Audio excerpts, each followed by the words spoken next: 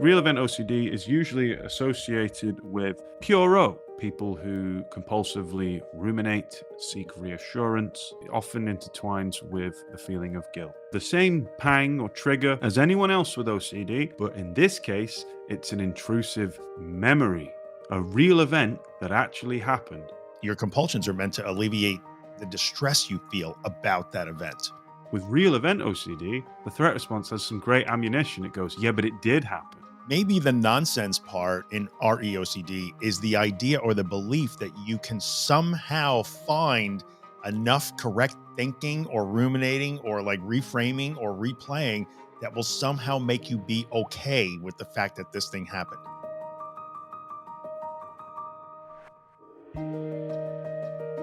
Welcome to episode 95 of Disordered. This week we are talking about Real Event OCD, sometimes called REOCD, if you're into the whole abbreviation thing. I'm Drew Insalata. I am a therapist practicing under supervision in the state of New York, specializing in the treatment of anxiety and anxiety disorders.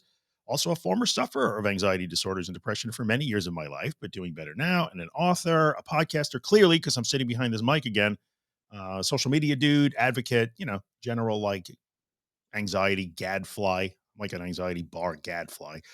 Well, what is that? A barfly. That's what it would be called. Anyway, I am joined today on episode 95 by... I'm Joshua Fletcher, also known as Anxiety Josh, and I'm a therapist based in Manchester in the UK. I'm an author, specialized in anxiety disorders. I've had several anxiety disorders, co-host of this wonderful podcast. And yeah, thanks for tuning in for another episode on Real Event OCD. This is a good topic. It is a good one. It's a branch of OCD. If you're listening and you're like, well, that doesn't apply to me, do listen, because the mechanics and the principles, as we know, are the same. There is a little nuance with this tricky subtype of OCD. And for anyone who does have real event OCD, strap in. Hopefully we'll give you some nice advice. What I think is good about this topic, Real Event OCD, is even if you don't have necessarily OCD, technically, this is the what if a bad thing really does happen episode. Because bad things that make us feel bad do happen in life. That is welcome to being human. This happens to us sometimes.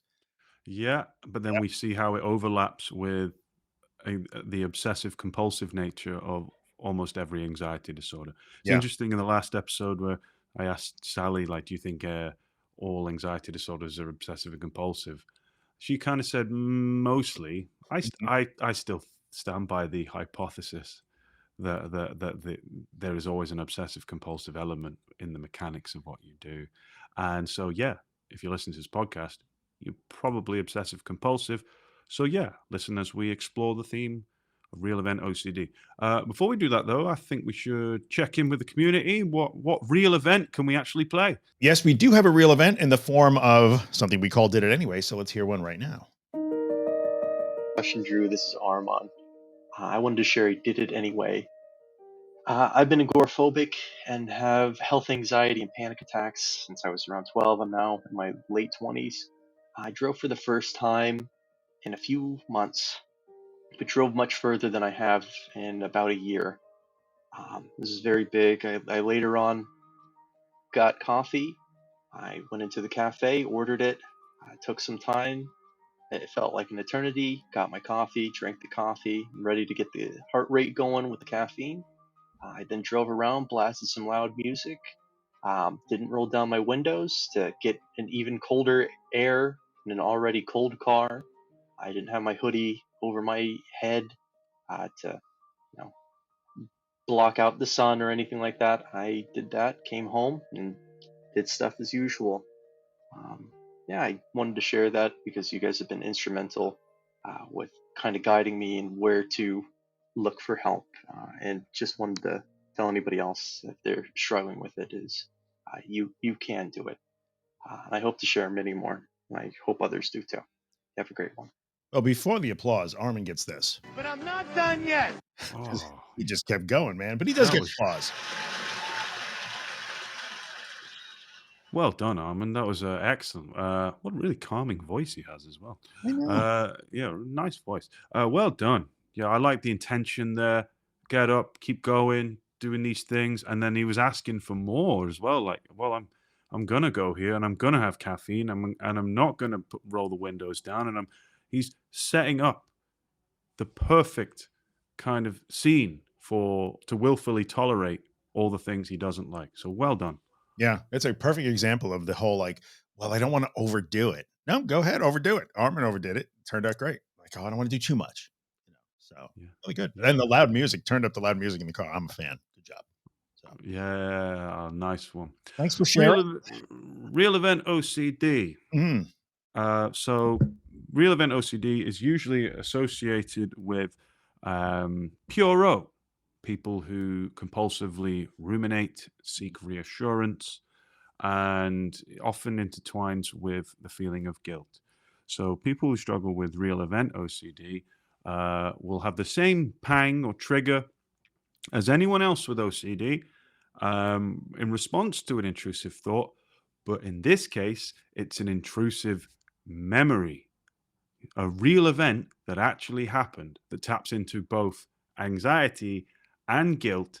And so, therefore, the person's like, oh no, this this is actually I can't believe I've done this. Usually this happens a long time after the event, after we've kind of okay with it. But you know it's OCD when, like with all anxiety, it makes you feel this sense of urgency, and then subsequently we find it very difficult to leave alone. yeah. I think one of the critical distinctions when you're looking at real event OCD, because when we at least when I interact with people in the community who have real event OCD, they will often feel like, but you don't understand the rules that you guys talk about don't apply because the thing did actually happen. And the Mm, answer is like, I know. And I think one of the misconceptions is that, well, with real event OCD, you can't do anything about it because the event did in fact happen. And since I can't change time or go back in time, there's nothing I could do. I just have to suffer forever. There's no way for me to deal with this. But what you're interested in with real event OCD is trying to get rid of your feet. You're compulsively trying to get rid of your feelings about the event. You're not trying to fix the fact that the event happened doesn't change the rules, if you will, air quotes.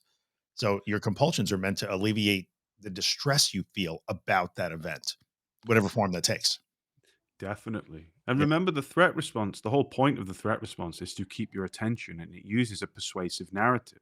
Mm, So even if things usually most of the time with anxiety it's like, yeah, but it could happen, mm, and if you leave this alone it's irresponsible. And so people have to deal with that. With real event OCD, the threat response has some great ammunition. It goes, yeah, but it did happen. That thing did happen and you should feel bad for it. And what does this mean about you? And it often questions your morality, your integrity, your identity, um, all things that are threats. When a threat isn't only just a danger to you and your physical well-being, mm. a threat is often interpreted as something that attacks your character, your personality, who you are as a person. And yeah, people can get stuck with this. Often people with real event OCD, and it's nice that we speak about this in following on from the Sally Winston Marty Seif episode, is that Sally Winston says, you know, an OCD thought is nonsense. It's not a warped sense, it's just utter nonsense. Mhm. To which a lot of the real event crowd come Right. back with is, yeah, but mine really happened. And what we're going to talk about here is they're still the same. You still treat it as nonsense. Yeah, but Yeah. mine really happened, but it's still nonsense. I think there's a slight twist. We even talked about it with them. I think the slight twist would be maybe the content of the event isn't nonsense because it actually happened. That's correct. The fact that you're reminded of it isn't nonsense because it is a memory of a thing that actually happened. Correct. That's not nonsense. Maybe the nonsense part in REOCD is the idea or the belief that you can somehow find enough correct thinking or ruminating or like reframing or replaying that will somehow make you be okay with the fact that this thing happened. Like Mm, I have to erase my memory or erase all bad feelings I have about that. That's the nonsense, the strategy behind REOCD, which is you didn't pick it, that happened to you. That's the nonsense part because yeah, that's not realistic.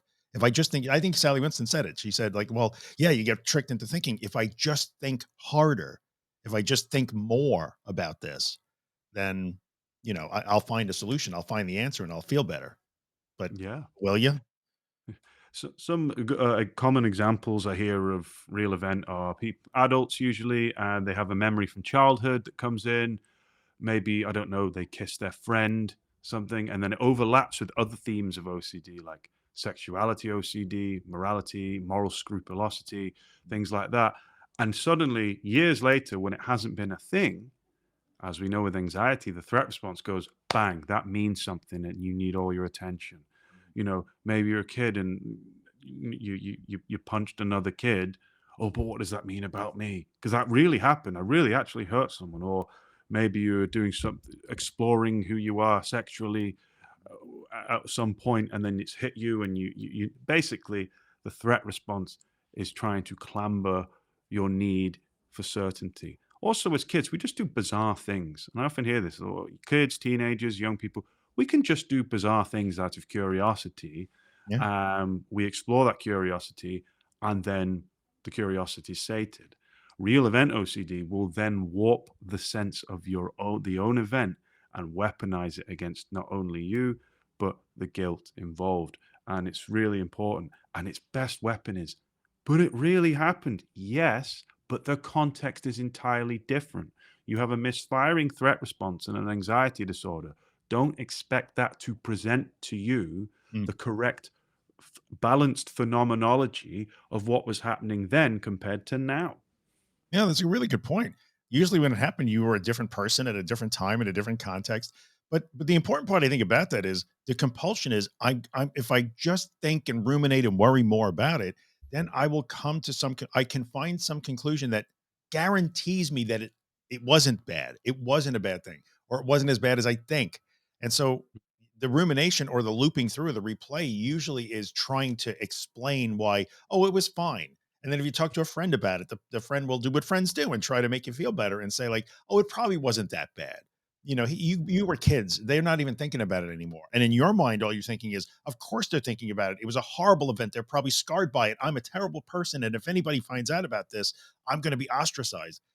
But Mm. yeah, that's the thought your brain makes. And then you get so upset by it that the level of distress tells you that's your proof that it was horrible and you have to fight against it. I'm Yeah. so upset by it that it must be really bad. And, No. and then you get idiots like you and I that come along saying, no, it's okay to leave it alone. But this is where it taps into the guilt anxiety thing. No, it feels irresponsible. If I leave this alone, this means I accept that That's right. in not a good way. Like, yeah, we are trying to say accept that it happened, but no, I accept that and I think it's okay that I did that. Yeah. No, we're humans, we have flaws, but when it really taps deep, it feels irresponsible to leave it alone, which leads us to the compulsion side of OCD, particularly real event OCD. Drew, what are some of the most common compulsions you would expect with real event OCD? Yeah, I think a repeated asking, if it's going to be out loud, because sometimes with REOCD, the event is so shameful to the person, they feel such guilt that they hide it and they don't want to ever talk about it with anybody. But if they do speak it out loud, they're constantly asking for reassurance, either from the other parties that were involved in the event, or friends, or trusted loved ones, or counselors, or whoever. That was okay, right? It wasn't as bad as I thought, right? He's probably not really hurt Mm, by what I said, right? So it's and it is never enough. mm. What made you feel better on Tuesday will be worn off by Wednesday, and you want to ask about it again. That's why.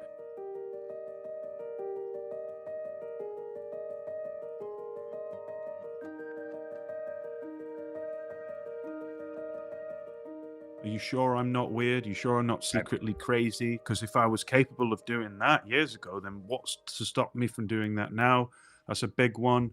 Googling, and the main one is rumination, or burying yourself down a Reddit hole, or just ruminating, trying to see the event from every single angle to try and make you okay with it. Like Drew said, no, you're actually just exacerbating something that doesn't matter. Yeah. And it doesn't matter now. It doesn't mean depending on it doesn't in a lot of cases with real event OCD, the thing isn't even that bad. Mm. But for some people that have maybe done stuff in the past that's quite, morally reprehensible, you're allowed to have forgiveness, you're allowed to move on. It depends. But for most people with OCD, um, subjectively, it's not that bad from my point of view. But it shows you the anxiety, blows it up and exacerbates it, and it just wants all of your attention. Yeah, what does this mean about me? Like, maybe it violates, cultural norms or your faith or like the teachings that you grew up with. And, that's constant. Like, I got to replay it again to see if I could find an angle to look at it where I don't violate my cultural norms or rules or my faith or my beliefs or my identity of who I'm supposed to be. Another thing that sometimes happens, or I've seen happen before, is the compulsion becomes trying to fix it. Now, I agree, like it is kind of a form of puro because 99% of the time it's all mental compulsions, right? So, but Mm.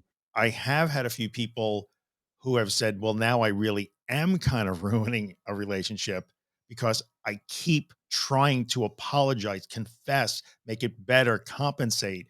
They cannot get off the event that happened between them and a friend or a loved one or an old, maybe an ex partner or a current partner, and their excessive looping never ending compensation to fix it is actually causing more damage than the event itself. Yeah, that's when it overlaps with relationship OCD, Yeah. which we did an episode on. Go check it out. I can't remember when it was, but you can scroll. You're more than capable. We believe in you. Um, and yeah, and that's what I mean. Real event OCD often always overlaps with other themes of OCD because it is a weapon in the OCD arsenal to get your attention. I Yeah. say a weapon, I don't believe anxiety is out to get you and hurt you and things like that. But, this, particularly with guilt, and OCD is almost often taps into guilt, in some way or another. Mm. What you need to realize is that, hold on, I'm seeing metacognitively, I'm seeing what anxiety and OCD is doing here to keep my attention. You know, yeah, but what if insert this? Yeah, but it really happened when you insert that. Yeah, but you've got to be smart here. Your metacognitive awareness, step outside and look and go, hold on, my threat response, which is called what? I can't remember, Oh yeah, he's around somewhere. amygdala, There you go. is firing off. So I am going to see things in a warped way, in an exacerbated way. I'm not going to see it for what it is. I can come back to this when I'm not in threat. But as we know, when the amygdala is fired up, we feel like we need to do something. We need to do something. That stress state of Mm. fight or flight is just, I need to do something. And often we try to get out of something by digging deeper, i.e., ruminating, solving, working out, trying to be okay, sating, etc. No, no, no. The tricky bit is the willful tolerance of turning your back on this and being, I'm all right with this. Yeah. I think a key point to touch on at this point would be a lot of people who listen to us who are dealing with whether it's OCD, different themes, or anxiety disorders in general, will somehow misinterpret like the approach as saying, well, I do exposures and I tolerate to learn that the bad thing doesn't actually happen. Okay. For the most part, when your anxious mind is making up catastrophes that are highly unlikely to happen, there's certainly, a component of that, but it's really not about that. It's not about trying to learn that the catastrophe that your brain is predicting with other anxiety disorders or other forms of OCD or stuck on with REOCD in the past, that, well, we're trying to show that that's wrong and it'll never happen. That's never going to happen. So what I'm trying to do in recovery is I'm going to teach myself through exposures and tolerating that the thing I fear will never happen. And I think REOCD, even though it's different, does speak to the fact that, like, no, what you're really after here is, even if that thing did happen, because challenging things happen to living human beings, I would work through it. And I think Yeah. REOCD, although it's the special form of, or it's your own form of OCD, speaks to this overall anxiety concept that, like, Mhm. no, it is, I am cannot put my brain around the idea that I have to just passively accept that I might feel bad or have bad feelings or be scared or have difficult things happen to me. I should be able to fix that, shouldn't I? Not always. Not, I No. think that's a core concept here. You don't get to decide to not feel things. Yeah, definitely. And it's always the uncertainty that we all fear. Um, and it's the uncertainty usually around what that means now. Mm, If I was capable of doing that, then I'm uncertain what I'm capable of doing now. mm. Even though we're feeling remorseful, guilty, or just questioning sometimes, not even remorse and guilt, but just I'm questioning that event. that happened is so in contrast to who I am now, Mm. it makes me feel uncertain. And then it taps into other core fears of anxiety disorders, i.e., what if I lose control? What if I get caught? What if I get found out? What if people see the real me? What if I don't know who the real me? Blah, blah, etc., etc. When actually, Occam's razor, you know, none of us are perfect. You're here, you're already struggling if you've got an anxiety disorder, Mm. and then this just adds on top of it to just pile onto the misery. And the good antidote to this is a bit of compassion. It's like, okay, yeah, that happened, whatever. This doesn't apply now. And Yeah. actually, if I look back through my life, a lot of what I do is values driven, and that's all that matters. Compassion, I think, is so important. And I think where it shows itself is being able to accept like who I am as I am right now, which means, yeah, that thing happened. It was embarrassing, or I did someone dirty. You're right. That happened. I can't get past it, or I can't change it. But can I still accept that people make mistakes? I might make more mistakes. Like this happens. Everybody, this is a universal experience for human beings. The difference between me, says the RECD, the compassionate or self-compassionate REOCD sufferer, is I can see that my reaction to it is way off the charts. But everybody around me, when I look at all the humans around me every day, experiences shame and guilt and embarrassment and regret and anger and all kinds of regrets because of things they did or things that happened. It's universal. So be a person and let yourself be a person. That's part of that compassion, Mm, demanding for whatever reason that like, no, I should be able to erase bad feelings or it shouldn't be bothered by this. Why can't I get past this? You hear people then berate themselves. Like, I know it wasn't as big a deal as my mind is making it out. What's wrong with me? Why can't I let this go? And then like this mm. guy chimes in. It's Craig the critic. And like the fact that you are stuck on that issue then becomes, there's proof of defect right there. It's nasty, man. It's good that you mentioned Craig the critic is the CEO of Real Event OCD. He's the CEO. Yes, he is. He's the chief executive officer of REOCD. Yeah, he really is. I also like the term REOCD. It's like someone who's obsessive compulsive about religious education. Or REO Speedwagon. Take Oh, it if you want, REO it's a good song. Speedback. Roll changes, I mean, I can't get it out of my head, Yeah. but So if you're someone listening and you can resonate with, if you're the person that's immediately got the haymaker wind up and about to launch with the, but mine really happened, it doesn't matter. Yeah, but what I did was bad. It doesn't matter. But what I did caused me uncertainty, and it could have a catastrophic consequence in my current life, my current relationship, my current job. What if I've missed something? It doesn't matter. yeah, How dare you tell me you don't know me that? It doesn't matter. right. And it's yeah, we know, and sometimes I'm a little flippant, I guess, but I'm trying to what I'm trying to reflect back to people is I know, like, but it really did happen. What are you supposed to do when it really did happen? I know it really happened. And I'm sorry that it happened. Like, it was a very unpleasant thing for you and your family or your friends, whoever it was, but like still doesn't mean that compulsing every day to the point where it's really negatively impacting your function is the right strategy. Does it, Mm, so more than one thing can be true at a time. This thing happened that I wish didn't. True. I'm very impacted by it. Yes, I have memories and emotions and thoughts and opinions about it. Yes, but also I have to let that be. I don't have to fix it. There's nothing I could do to fix it anyway. I could just have to. I was trying lately. I've been saying, feelings aren't things to fix. They're just experiences to have. So you mm. have to have these too. And Yeah. that's hard for some people to learn, I think. It's really hard to learn that. If you're 40 years old and you never learned how to actually feel feelings, you just ran from them or were told to run from them your whole life, this is a big ask. So let's acknowledge that. Yeah. A good one to tap into compassion is if that was your best mate or loved one, Thank you.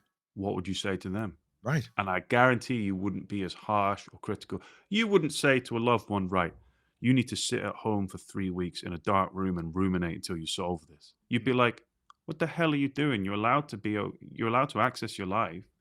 You're allowed to do these things. The difference is you probably already felt the remorse, the guilt, and all those things if this event happened, or whatever the emotion was. Mm. But again, anxiety, intrusive thoughts in particular, are often random and bizarre and silly. And it just picks something, usually when the stress jug is overflowed. Great episode, by the way, if you want to go listen to the stress jug. And it will just try and find a threat. If the threat's not in front of you, then it's not bothered. Sometimes it might find a threat in your body and you develop health anxiety. And if it can't find a threat there, it will go through your thoughts. And guess what? We have so many different, multiple thoughts all the time, whether it's thoughts, random thoughts, daydreaming, or memories. Mm. And sometimes through the powers of association, randomness, whatever, you just have a memory that pops into your head. But if you're already in that stress state and your stress jug is full, like all OCD, it will just go Yep. bang. There we go. That's the threat. I was tasked to find where the threat was. There's no threat around me. There's no threat in me. It's that thought. And that's how real event OCD starts. Just walking through the park, enjoying your bologna sandwich, listening to your favorite podcast, not by us, and we'll just be like, bang, and that's it. And everyone with OCD, intrusive thoughts, they know that moment that it starts because it's like a whoosh.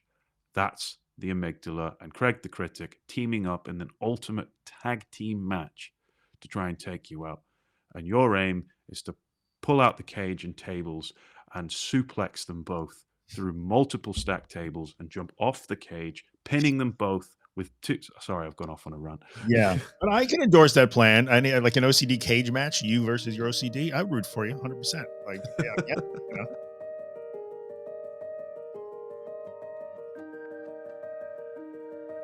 It's funny because there's a good clue in there. You know, in the ICBT world, can you notice when you flip, like when you flip into the bubble, when you go into the OCD bubble, like as soon as you get that, like, but what if, and you get that, that catch and boom, like that hit of adrenaline, like now you just walked into the bubble. Now I'm in that like a reality distortion field of OCD, and recognizing that moment can be huge. Like, I just walked into the bubble where it's the bizarro world, and all I care about is my brain telling me to do something about this. But this is Mm, when I have to recognize I'm in the bubble, and I shouldn't obey that. I would have to mm, chill so I can walk back out of the bubble. It's yeah, like Dune. yeah. You have to walk slowly through the edge of the bubble, right? So what's that thing in Dune where they have the shields, but you can't stab the guy, but you can slowly stab the guy. What kind of Oh, shield yeah, is that? yeah. That's a Let's terrible think of shield. another. Let's say you've been portaled to a swimming pool full of custard and it's waist high. Mm, How are you going to get out of that? Run as fast as you can? Hell no. You nope. can't run through custard because it's the similar properties to concrete once it's hit with enough force. Yep. But you can slowly walk to the side of the pool Yeah. and get out. But if you try to run out of a pool of custard, Nope. you ain't going nowhere. Yeah. Oh, what an analogy. Now I want custard. You bologna sandwiches, custard. I think you're hungry. Now I'm hungry. I am a bit hungry, to be Although fair. that would be a horrible diet. Please don't eat custard and bologna sandwiches. I mean, once in a while, I guess, but Also, what a waste of custard for like if someone was horrible. just to prove a point. You know, here It's here's like my 70 gallons of custard that I have procured. please walk Now through. stand in the middle and try and run out of it. Oh, you see, you couldn't. Right. What are we doing with all this custard? Why do I feel like they maybe did that on Mythbusters? Or if they didn't, they should restart the show and do that. Can you run out of a giant swimming pool? An Olympic, I don't want 70 gallons. I want an Olympic swimming pool full of custard, or I'm not showing up. Go big or go home. It's crazy. If you jumped from a high place into water, you would obviously hit the water, Yeah. and if you're shaped correctly, you go in. If you hit custard, it forms harder than concrete. So if you're ever in a situation, listeners, where you need to jump from a high place to avoid a fire or something, and there's two pools of things, go for the water because the custard will not end well. This podcast has officially hit a new low. The best advice ever given on Disordered is don't jump into the swimming pool full of custard if you're And trying not to only that, you would hit the custard, die, but then as you slow down, it would suck you in, and it That's would be right. the end of Terminator 2, where Oh, the hand, he does the thumbs up. yeah, But that's except you no way to wouldn't have spend thumbs. eternity encased in custard. Nobody wants to go out that way. I want a Yeah. Viking funeral, not a custard burial. Anyway. But anyway, real event OCD is that we don't fight, and I like to use the lenses, and Mm, I say this all the time. I practice it's the lens that you're in. You know, when you go on your first date with someone you really like and it goes really well, you walk home and you have rose tinted glasses on. You see the world. You couldn't care less because you're in a good mood. You know, When you wake up after 3 hours sleep and it's been disturbed, you've got the angry lenses on and everything you hate and voices and sounds, and you're so grumpy because you've got the angry glasses on.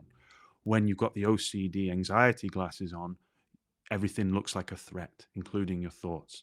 And I think it's really important that those glasses will change throughout the day, and just say to yourself, actually, no, I'm seeing this through the lens of anxiety and threat here, not the lens of contentment or happiness or whatever as it moves throughout the day.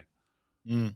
And then, the logical question, of course, everybody would always ask is, okay, but how? How do I see through the lens? How do I how do I become aware that I have my OCD lens on?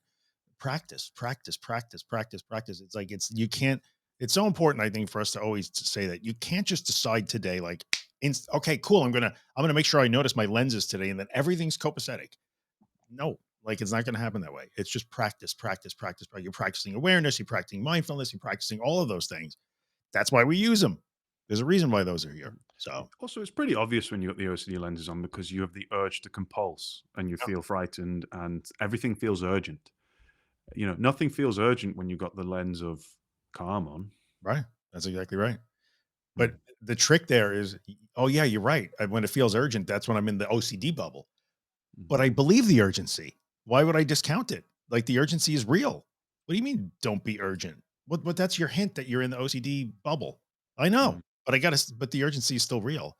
Very difficult. That's why patience, Yeah. kindness, like give yourself time. These are hard things to learn and to put into to practice. So I don't know. Should we do some community stuff? Do we have any more to Yeah. say Well, about that was OCD? Real Event OCD. Again, if you struggle with it, you're not alone. It's very common. Yep. Just try to understand why it's there and understand how the compulsions are keeping you there. And yeah, note down your compulsions, write them down if you want, and try to take them out one by one. And then practice the principles of willfully tolerating the uncertainty and tap into some of that compassion as well. If you're someone who's very down on yourself, constantly criticizing yourself, work on that compassion. We've actually got a really good guest on soon, Dr. Elaine Beaumont, one of the pioneers of compassion focused therapy, and she'll be able to throw us some tips our way too. Yeah, sounds good.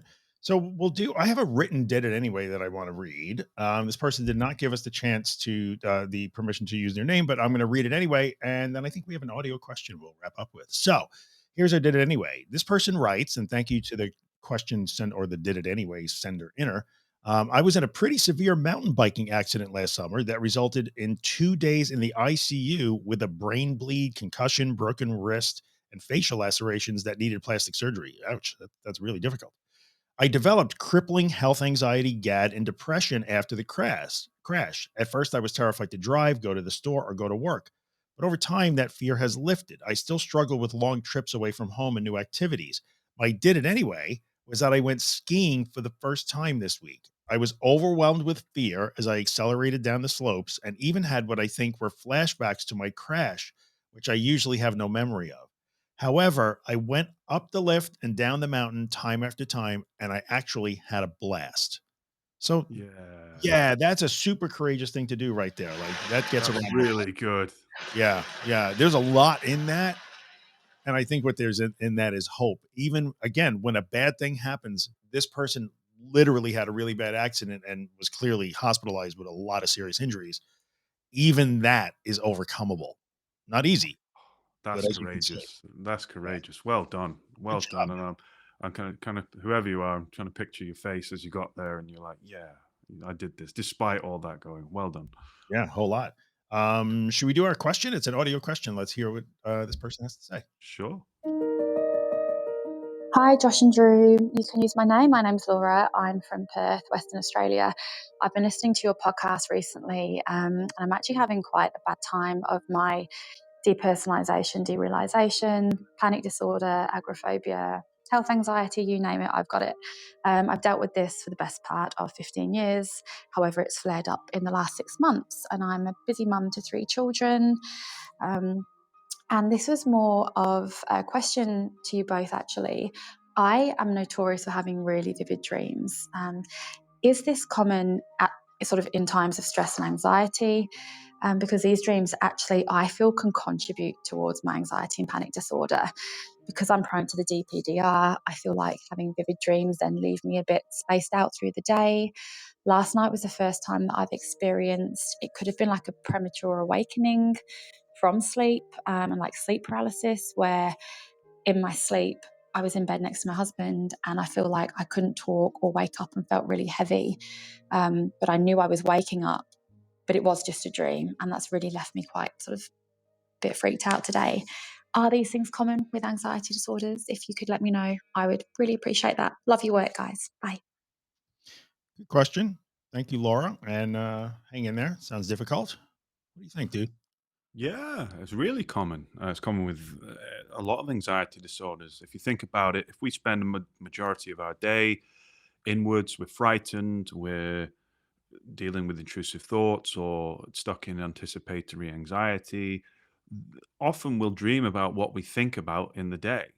Also, if we're anxious a lot of the day and you're struggling with the DPDR and threat monitoring, stuff like that, we're in a state of hypervigilance. So yeah, when we do sleep, we're probably not getting the optimum sleep cycles. It's still cool that you can sleep. Don't try and don't worry about that. Mhm. But yeah, like sometimes because we're in a state of hypervigilance and we have to shut off to go to sleep, yeah, it's really common to be kind of swimming in the REM part of sleep. Um, God, I've got REM in my head now. No, it's come back. And that REM part of sleep, which is the dreaming, the rapid eye movement part of our sleep.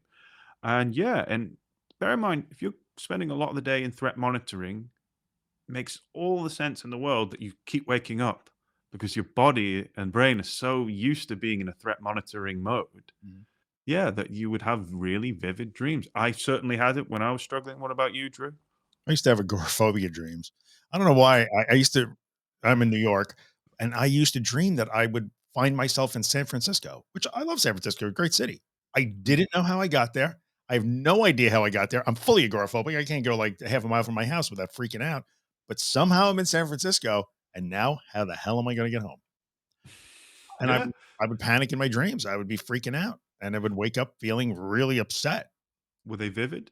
Oh, incredibly vivid. Mm. Incredibly vivid. I can remember, like, specific streets. I remember, like, dreaming over and over.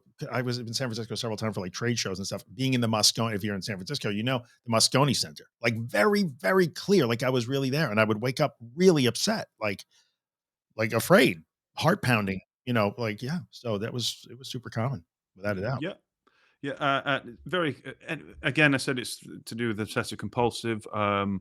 People with OCD and intrusive thoughts. It's very common to dream about your intrusive thoughts, which, of course, people with OCD will be like, "Well, I'm dreaming about it, so it Right, must mean that's me." No, I get you often just dream about what you think about in the day because sleep mhm, is the time where the brain just files away all the experiences and memories and yep, puts them in the appropriate drawers. And sometimes you get an insight into that. yeah. Oh, I'm dreaming about that, dreaming about that, dreaming about that. Yeah, Laura, it sounds like you've already got a lot of worries on there.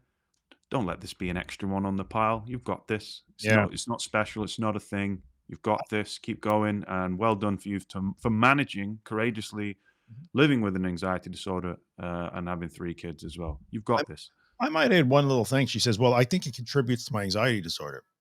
I don't know if it does, and hear me Nah, out. just a Right. part. It makes me feel a certain way. The anxiety disorder is defined by the fact that I now have a threat reaction to how I feel. That's what the disorder is. The disorder isn't how you feel. It's just not. The disorder is defined by I'm afraid of how I feel. And therefore now I have to ask about, well, dreams make me feel a certain way too that I don't like and it frightens me and it's disturbing. That is all correct. The disorder is no, I can't be disturbed or frightened or experience things that I don't like because they're dangerous and I must escape from them. So be careful about like, well, that's adding to my anxiety disorder. It's making you anxious. The disorder is how you respond to that. So I think it's important because there's power in that. Just saying. All right, I'm Well, done. I'm gonna absolutely. concentrate Thank on- you, everyone, for tuning in. Thank you, Drew. It's a pleasure as always. Mhm. Find us at disorder.fm. Send in your voice notes or emails. Find us on social media, The Anxious Truth and Anxiety Josh. And yeah, sign up to the newsletter on the website and you can be the first to hear about upcoming roundtables. Thanks for tuning in. Yeah. Thanks, guys. We'll see you next week. We're out. Before you go, Drew, what's your favorite food to have with custard? Bologna sandwich, clearly. That's disgusting. I'm gonna eat it anyway.